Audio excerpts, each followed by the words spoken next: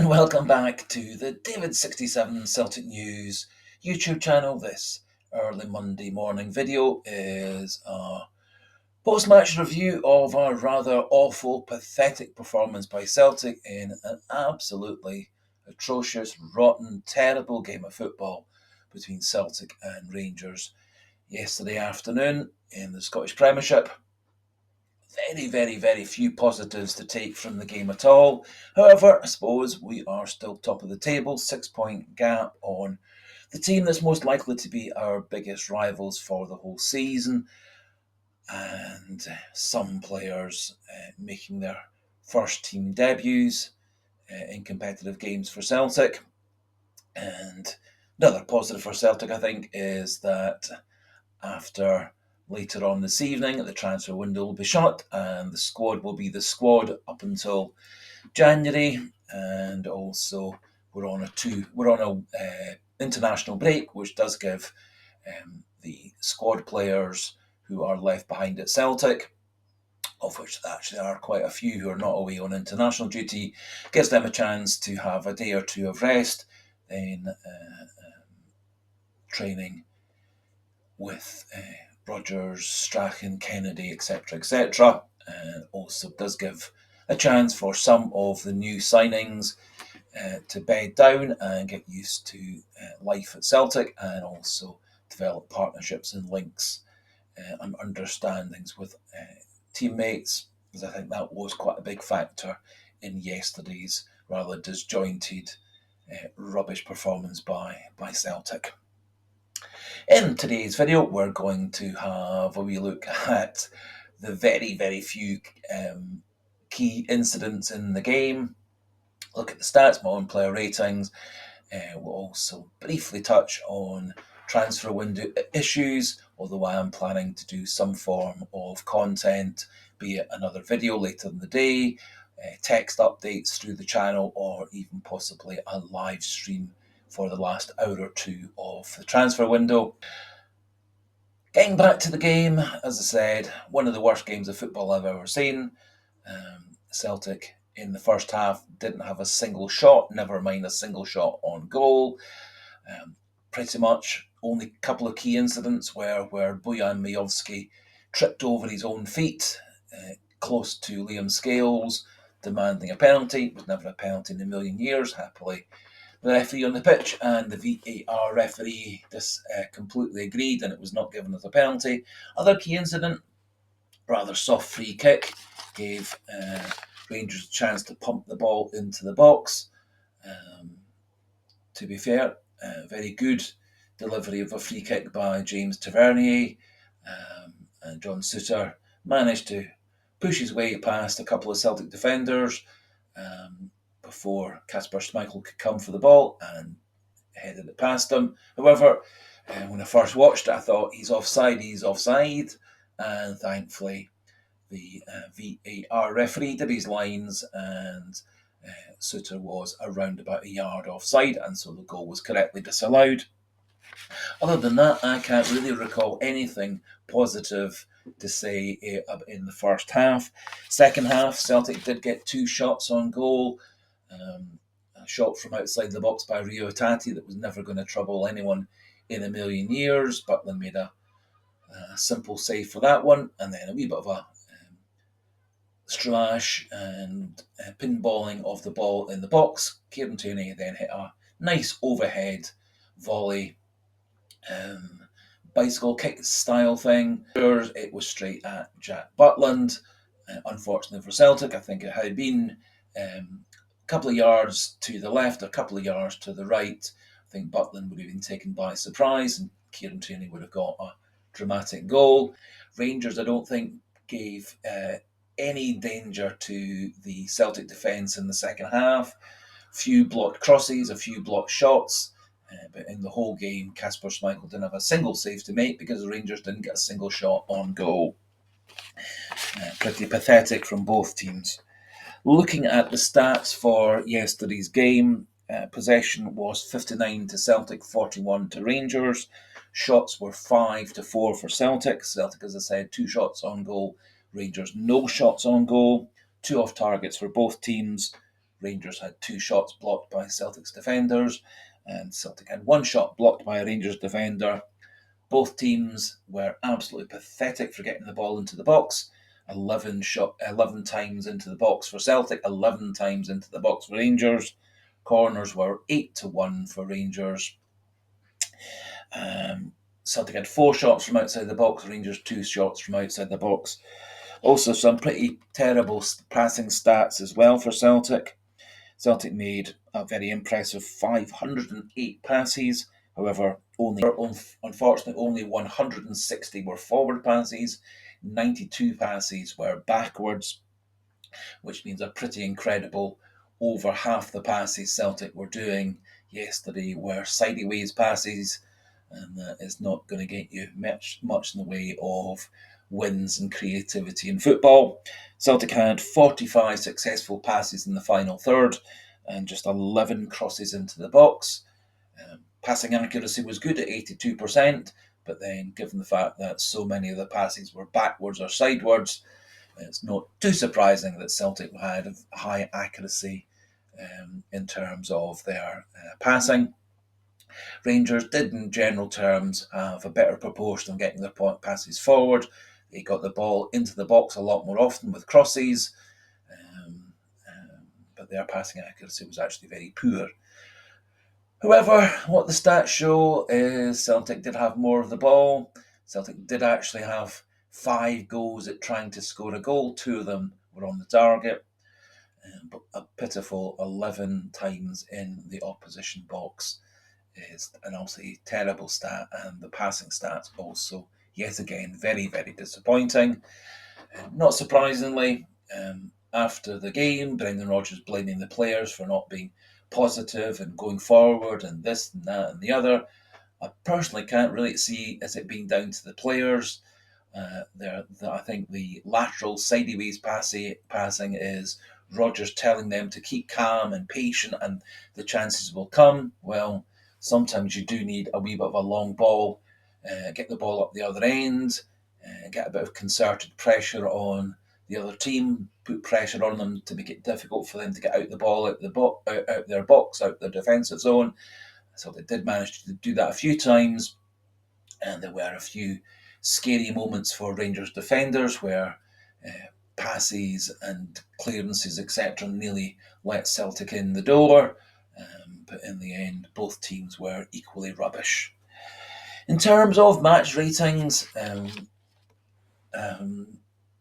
I haven't given any Celtic player man of the match because I don't think any player on Celtic's side deserves man of the match. And I think at least you need 7 or more to be given a man of the match, and nobody gets that high. Given 6 for Kasper Schmeichel. Did a fine job, I suppose, getting the ball back into play as quick as he could. Not that it really mattered, but I do think he probably could have done better coming for that cross to stop Suter's disallowed goal. However, in the end, no saves to make because there was no shots on goal for him to save. Anthony Ralston, 5.5. His defending was fine, just his ability to get into midfield and the final third was absolutely woeful. He didn't seem to have any desire to cross the halfway line, and Celtic really do miss having a fullback bombing down the right-hand side, interacting with the winger, getting them into the box themselves, cutting balls back from the byline. I do wish Rodgers would look to play Colby Donovan or another attacking fullback rather than Ralston, who is basically a good defensive fullback who occasionally does foray into the opposition half and the opposition attacking zone. Given 6 for Carter Vickers, 6 for Scales, 6 for Kieran Tierney. They all defended fine. Kieran Tierney once got caught out by their winger. Carter Vickers and Scales rarely looked in any trouble. Scales' passing, as always, was terrible. Any movement Celtic got going typically went backwards and backwards and backwards and backwards. A couple of times Liam Scales got the ball around about the halfway line. Rather than looking to make any kind of forward pass, it was a sideways pass to Callum McGregor, sideways back to Carter Vickers, or looking all the way back to Kasper Schmeichel in the goal, and suddenly Celtic, halfway inside the opposition half, ball goes back to Scales at the halfway line, and suddenly all the attacks are nullified and Celtic are back under pressure. Kieran Tierney made a few runs down the left-hand side, never really got much in balls into the danger zone, did have probably the one and only possible chance to score the goal for Celtic with that overhead kick. In terms of the midfielders, 6 for McGregor, 5 for Hatate and Engels. Hardly knew that Engels was playing. He did so little. Hatate did try throughout the game, but apart from one shot on goal, there's really nothing to say positive about him. Callum McGregor typically was being blocked off and marked out the game in midfield. Celtic don't seem to have any other plan other than giving the ball to Callum McGregor to start attacks. McGregor really never got into the Rangers' attacking zone to shoot or pass or cross, and it was an okay performance by Callum McGregor. In terms of the white players, gave 6 for Nygren, 5.5 for Balikwisha. There were several times I was shouting at the TV for Nygren or Balikwisha to take on their man. I think certainly Balikwisha has more than enough pace to outpace Tavernier. Don't think the Rangers fullback was particularly pacey either. They're covering midfielders and central defenders got no pace either. And I really wish that Nygren Balikwisha had gone after their opposite number. Balikwisha certainly, and a few nice touches, as did Nygren. Nygren, a shot that was miles over the bar. I did think he improved a wee bit after Celtic rejigged things to bring Forrest on in the wing, move Dyes and Maida out to the left, and I did think that gave Nygren a wee bit more space. And that's why I bumped him up to a 6. Given Dyes and Maida a 6 as well. He tried hard. I don't think he really had any sort of chance to score when he was playing as a central striker. A few times he did take on the fullbacks. A few times he cut inside. It wasn't really a vintage performance by him. I've given 6.5 for both Forrest and Yamada. They both came on in the 64th minute. I think Celtic did look a lot brighter after that. Forrest at least tried to take on the fullbacks and the defenders on a few occasions. Yamada came back and got the ball out of when it was being passed out of midfield and defence, held it up, got kicked and shoved and pushed over by the defenders. Celtic then got a chance to move up the pitch. He made quite a number of runs, which weren't picked up by the midfielders, the fullbacks, or the wide players. And I do think Shin Yamada is very much worthwhile pursuing. I think he's an ideal striker coming off the bench with his pace, his ability to make good runs. Whether he could be Celtic's number one striker, I'm less certain of, although he did do a good job last season being the main striker for Kawasaki in the J-League. In terms of the other substitute, Luke McCowan really was only on for about 3 minutes of normal time, 3 minutes of added time. Scarcely knew he was on the pitch. Don't think it was fair to give him a rating. And I gave Marcello Sirachi 6 out of 10. Did Forey into the opposition half a few times, which was positive. Gave away a rather silly foul on the touchline. Did look quite an aggressive, combative, attacking player. Looked good basically in defence, and so I'm very hopeful that's going to be a good loan signing for Celtic, and maybe at the end of the season it will turn into a permanent deal. As I was saying, it's the last day of the transfer window. Interesting, Sky Sports transfer people are saying that Celtic have put in a loan offer for Crystal Palace winger, can play both sides, left-footed player from what I can find who plays more on the right but can play on the left. Quite a versatile player, can drop into midfield, so it does sound like quite an ideal player. It's a loan deal, it appears, for him rather than a permanent transfer. He's currently rated at £10 million, so there is a possibility of a buy clause at the end of that. He's had a couple of very good loan spells in the English Championship, and Celtic apparently are looking to loan him, and that apparently offer went in either late Sunday or early Monday. Similarly, Sky Sports are saying that Celtic and Anderlecht are in negotiations over Kasper Dolberg, a fee thought to be 8.5 million, maybe up to 10 million. Very odd, contrasting stories regarding Dolberg. Some sites saying there's absolutely no truth to it. Some sites saying that Dolberg doesn't want to come to Celtic. Some sites saying that Anderlecht don't want to sell Dolberg at any price.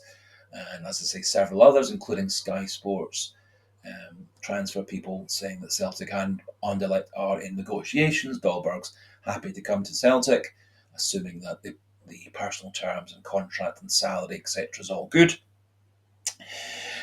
Interestingly, Sebastian Tounekti, the Norwegian Tunisian winger who plays in Sweden for Hammarby, Celtic are thought to have put in a package deal of £4.7 million.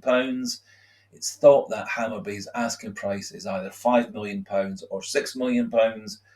And it does appear that Tounekti is very enthusiastic for coming to Celtic. It does suggest also that Celtic are very keen to sign him, and Tounekti is convinced over the course of the day that a deal will be struck between Hammarby and Celtic. Maybe Celtic need to up their bid to 5 million with some kind of package involvement of additional fees with clauses.